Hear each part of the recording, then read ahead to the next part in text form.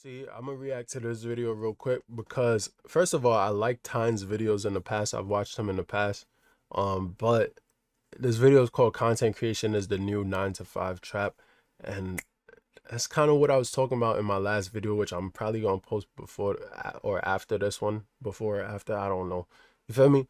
But content creation is the 9 to 5 trap because people who make it in content creation, a lot of times they quit their job and then their content creation becomes their 9 to 5. Like they're constantly working because they know if they stop, they can't maintain their lifestyle, or they might not be able to pay their bills, or they know if they fall off for a second, their income is gonna drop, and now they're gonna have to work a lot harder the next week. You feel me? So content creation really, it becomes like a trap. You feel me? So you gotta be careful with this shit. But let's get into it. Real every single day, I'll lose the attention. I speak this from experience. I'm not judging. The number one way to kill your joy, It's like a dungeon. you get to do the thing you love every single day. But See, sometimes if you do the thing you love every single day, you start to not love it no more. That's the sick part about it. It's like you can love this with all your heart, and then you do it every single day, and it becomes repetitive. It's like that SpongeBob episode with Squidward where he has the clarinet. I might put the meme up on the screen if I can find it, but you feel me? After a while, it just becomes repetitive, and your smile ends up turning to a frown because you realize you're stuck in a hamster wheel.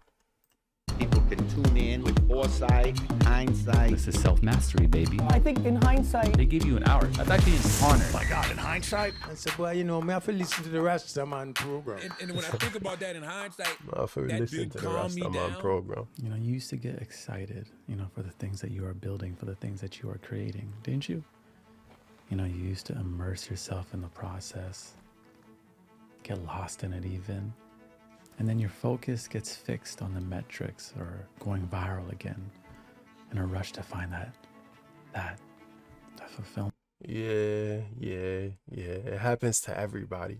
Everybody who does content creation, anybody who does anything. Once you get that one shit that pop off low key, it's like you want that rush again. And some people will do anything for it.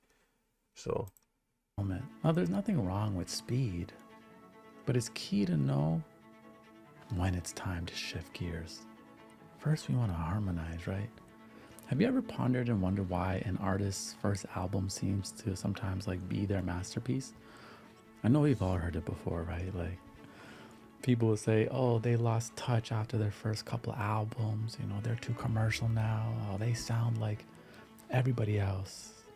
What do people say? I miss the Kanye. Actually, Kanye's albums always get better in my opinion. Or a classic example would be Chance the Rapper, if you know him, Acid Rain. Amazing album. whoa. Son just said acid rain. You mean acid rap. Whoa.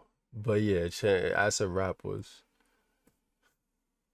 up. It still is up there. You feel me? If you play anything off acid rap, I could rap it bar for bar, word for word. Literally any song. Like I'm gonna start remembering the lyrics. And I don't even listen to that shit no more. But that shit was on repeat when I was in high school. Acid rap is that. But he fell off afterwards. I ain't even want to listen to his other shits after acid rap. In my opinion, his best album, but it was his first project. I think it was actually a mixtape. Definitely his But best. this pattern isn't just isolated to a few artists. It's a common narrative for creatives and artists who end up receiving some type of attention. And now we're on the internet, we all get a feel for it. Sometimes that first album emerges from a place of pure, raw creativity, The artist was so immersed. Creativity or sometimes desperation. Like, this has to hit or else I'm fucked. You feel me? Like, some of them are down on their last. They was in a dark place when they made that shit. You feel me? And it hit, it paid off. They not in that dark place anymore. They can't make shit the way they made it. You feel me? In their craft with care, untouched by the audience or its expectations or external pressures, right? Fewer deadlines, way less responsibilities, just a couple of people in the basement making music, raw essence, passion, exploration, joy, and then becomes aware of the audience and then all the external pressures, right? It kind of reminds me of the biblical story of Adam and Eve, right? Adam and Eve were naked, just chilling, enjoying life. And then they ate the apple and they gained awareness and they realized, oh my God, I'm naked. They became self-conscious. This happens to creatives and artists as well. And then, You eat the apple, which is YouTube, and you become successful. You blow up off one video, and you can't unsee the love that you got off that video. So you try to get it again, and you don't get it, and then you fall off and you leave, and you never come back because you realize you can't do it. You can't do it again, or you keep trying, but you never hit it. You never hit that high again.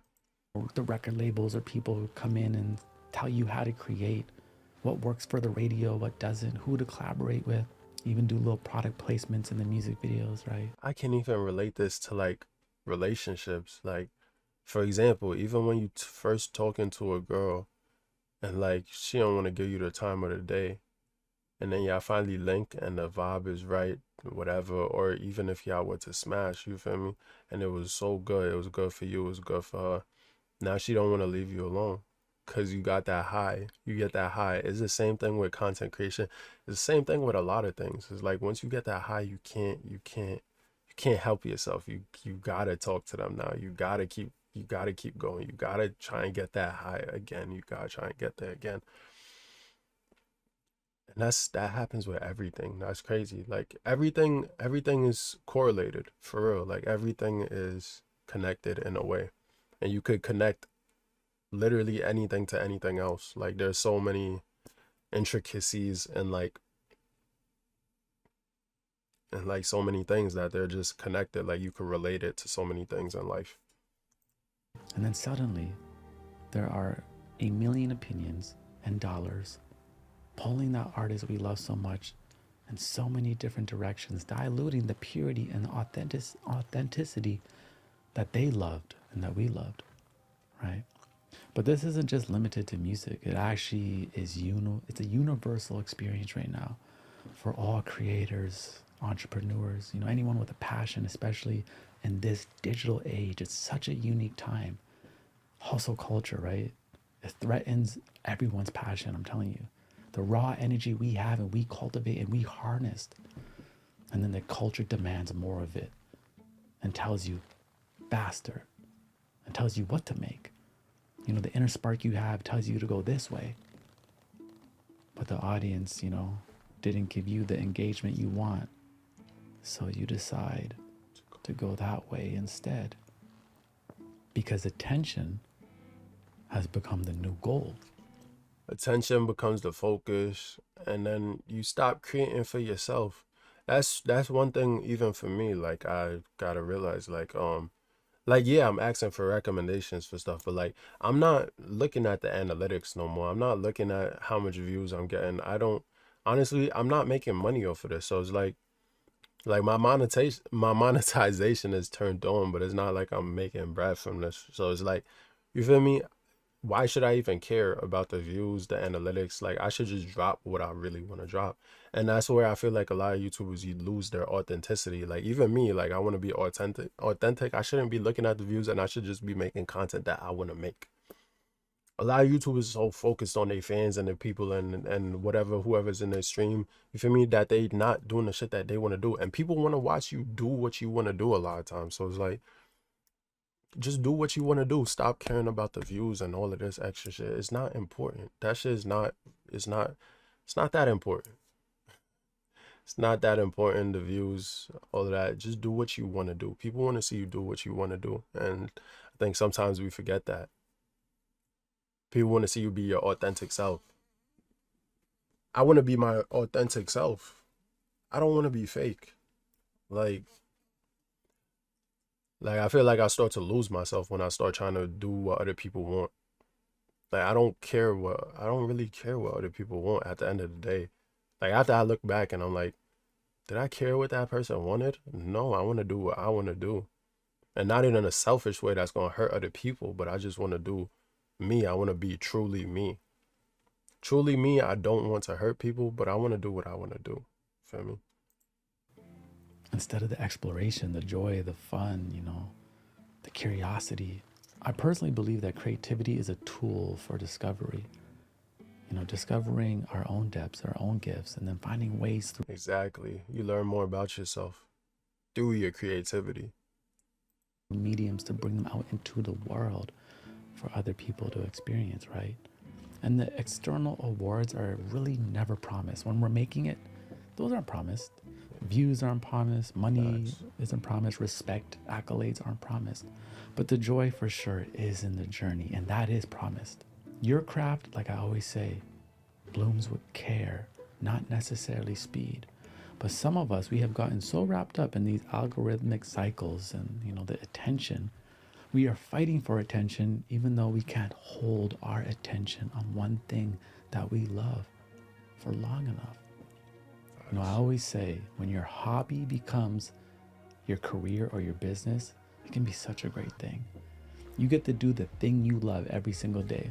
But at the same time, you have to protect it at all costs. You gotta keep it fun. It's like a relationship too. It's like a relationship you end it every single day. If it becomes stale for either person, someone's gonna end up leaving because it's stale. It's not fun anymore. You're not adventurous. We're not doing what we really want to do. The thing is, what the problem with our generation is, we don't communicate that enough or often. Like if you start falling off, you're not feeling it, you should communicate that immediately to your partner, or you should do stuff to try and bring that back. Like, or you'll lose that joy for it. You know, it happened to me here and there. You know, I was here just sipping my tea, you know, using YouTube as my own personal video diary, you know, post a video whenever I felt like it, really. And things took off. Opportunities came in. At a time, I really needed some opportunities. Resources came in. that's how it works. Shit pop off when you really need it. But you gotta be your authentic, genuine self. You feel me? And a lot of times our most authentic and genuine self is when our backs is against the wall and you need shit to pop off. You feel me? It's crazy to think that like that's really when like shit, when you hit rock bottom and there's nowhere else to go but up, that's when shit could really pop off, because you just you give no you start to not give any fucks. Like if people like me, they like me. If they don't, they don't. If you're gonna stay, you're gonna stay. If you're not, you're not. And whatever is not real is gonna depart, because it can't stay near the light. You feel me? You feel me? I was spitting. Man, more people came in demanding more. I had so many deadlines, I didn't even know how to live. And every day started to feel crucial. If I don't finish this video today, then I fall behind and I miss this deadline. And then that person mad at you because he didn't drop a video for them. I opened up one of my Instagram requests like a little while back. They had requested it like probably 9 months ago, but I opened it up 9 months later because I don't be checking my Instagram like that. I don't be checking messages. The only reason I'm checking them right now is because this girl is talking to me through IG, and I want to talk to her. So I'm gonna look at my messages, but I really don't use IG like that. And I looked at that request, and he was like, he asked for a request, and then his next message was like, all right, SMD then. Since you would have be like that, or some shit like that. And I was like, wow, you didn't get your request, so you telling me you suck my dick now. Like that's foul. But it is what it is. People feel some type of way when you don't do what they want you to do. And unfortunately, there's nothing you could do about that. There's really, like, people gonna be mad at you if you don't do what they want you to do. So there was points I felt like I put my creativity on a manufacturing belt. That's what the algorithm kind of feels like sometimes, doesn't it? And then people will come and tell me, hey, you should hire an editor, optimize your speed. And I'm like, but I like editing my videos. So, like, it's a part of my process. Like, I've always loved it. No. I'm like, I'm not doing that. And his videos are mad smooth and straightforward. So like, what type of cuts does he really have to do? What does he really need an editor for? Especially with videos like this, where it's just like talking with, like, even me, like, what do I need an editor for? I could edit my videos. I could put in a little shadow in the beginning, a shadow in the back, and edit the volume, and like maybe throwing a meme here and there. Like that's not crazy work in terms of editing. And I get to watch my video back and determine whether I like it or not. For me, that's a part of editing too. If you hire someone else to do editing, you don't even gotta watch your video back. You could just send it to them, edit that up for me. They clean it up, you just post it. Like, yeah, it's helpful, but now you're paying someone else and you're not doing the whole process yourself. Sometimes, like he said, you gotta have fun in the journey. And then the thing we love sometimes becomes the thing that we have to do. And the creative childlike spirit within, it dims. Yeah. Right? Yeah. It's unfortunate, but it's okay. We can always light ourselves back up. You know, hustle culture and social media, let me tell you one thing. These platforms don't necessarily care about your expression, even if they tell you that they do. They care about attention. That's why you can have like an amazing artist or director, you know, create a film, post it on YouTube and get 5,000 views. And then a clip of Jada Pinkett saying something crazy about, well, we'll get 5.5 million views, right? We're in the attention economy. Now, we may call it the creative economy, but it's actually the attention economy. And creativity is simply a tool that is used to harness attention. And if you're not careful, you may completely lose touch with that exploration side of yourself and go right for the attention. And then you're playing cat and mouse with your own validation. And you may lose the love for the thing that you have always loved. You woke up and you were excited to do it. Now you just think about the reward or how you can be received. Hustle culture is here to take everything that you have and leave you dry when you're done and burnt out. It cares about its bottom, new, fresh blood, you understand? You know, I was browsing the platform the other day, I think it was TikTok, and this creator was saying they don't even like the things that they make, the things that they post. They think it's negative, but they do it because it gets attention. And it's paying bills, like more of the bills, it's getting them rich. But what they actually love to do, you know, they like to create films, you know, these films that take 30 hours to make, but unfortunately, that's too much time for the attention economy that we're in. And I could see the disappointment in their eyes, you know, like this self. That sounds like that sounds like Sneeko. I'm pretty sure he's talking about Sneeko right here. Because he was talking about the 1 minute podcast, I think, or like where he has to go to Subway and do like mini documentaries, really. Like he used to do mini documentaries, but he realized doing the quick stuff gets him money faster. So he stopped doing the mini documentaries, even though those had more value in them. You know what I mean? And it sucks. People will throw away value, quality, for quantity. And it was supposed to be the other way around. It's supposed to be the other way around. But people will throw it away. Because why? At the end of the day, money rules. Cash rules. Cash rules everything around me. Wowie. Feel me? Self-imposed trap they created for themselves. And again, if you're not careful, your dream, your passion. The thing is, when you do that, it's like selling your soul, and you're gonna realize in the long run that you hate your own content. I mean, he probably already realizes he hates his own content, but he need to pay his bills, right? So May turn into a career, which sounds great. But you also may create a new trap for yourself. Check out this clip by SZA. I hate going to the studio because it's like a dungeon. It just doesn't sound like that. Honestly, I've got to say, as a fan, it sounds like it's a place of joy because the way that you... I'm sorry. I'm so sorry. I hate going to the studio because it's like a dungeon. That's the best response to that statement ever. I'm sorry that you feel that way. It's not. One of the biggest recording artists in the culture right now, you know, beautiful voice, beautiful vibe, says, I hate going to the studio. It's a dungeon. What? Do you think it started out like that? Do you think it started out like this? No. She probably used to rush home from her job that she hated just to have the opportunity to be in the studio, to play, to sing, to collaborate. Oh, new producer. Oh, let me hear those beats. But fame, the metrics, the audience, and the constant pressure ruined that thing that once brought her peace into something that now causes constant anxiety for her.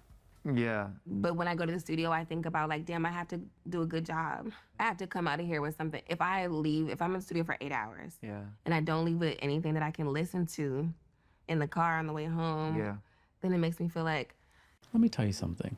The number one way to kill your joy is the expectation that you put on yourself. This has to be good. Before you even start, before you even get the energy moving, before you explore, you put this demand out. This has to be good today. The audience is waiting. Oh no, if I think about that a lot too. That'd be hitting me. That'd be one of the reasons why I don't end up posting a lot of shit. Because I feel like I could do better. And so it don't get posted. You feel me? I don't post a reel every single day, I'll lose the attention and everyone will forget about me.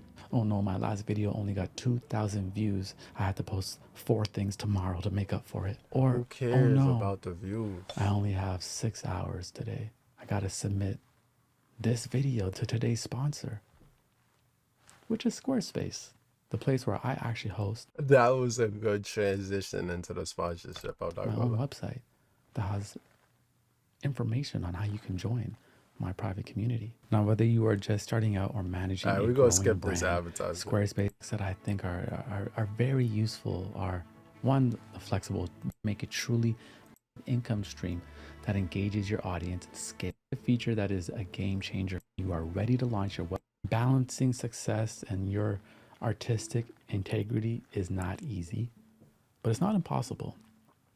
I think it's actually an opportunity, you know? Why not do the things we love? But when we love something, what does it require? It requires care, it requires boundaries, and consistent effort around it. The key is to stay true to our essence, navigating those demands and temptations of success. Facts. There's nothing wrong with it, but it's Couldn't have said that any better, I'm not gonna lie. a balancing act. If you have found yourself constantly judging your own ideas, oh, the algorithm's not gonna like that, in this constant rush, and this worry, and this anxiety, and you step into your art, your creation, or whatever you do, and it's like, it's just not fun anymore. You need to make a shift. You've allowed the outside world to get into your process. You've allowed these platforms to get into your process. Again, all they care about is attention. We don't chase attention. We create. And then we share. That's gonna be my motto. We don't chase attention, we create and we share. I like that. And then we go and create again. And how do we do this? Well, one, we stay grounded in our why. We need to regularly remind ourselves why you started. You know, was it the love for the music or the storytelling or the thrill of creating something It's and, the love you know, sharing of it? creating. Return back to your why. That's the why. Realign yourself and release some of those external, unnecessary pressures. And then set boundaries. Learn to say no. Not Facts. Facts. Learn to say. I'm gonna end the video right here because it's getting too long. And I know with render, I can't even say probably. When I'm rendering this video, it's probably gonna take like a damn hour and 30 just to render this whole video. After barely editing it, but it's still gonna take mad long to render just because the video is so long. You feel me? But it's a necessary process.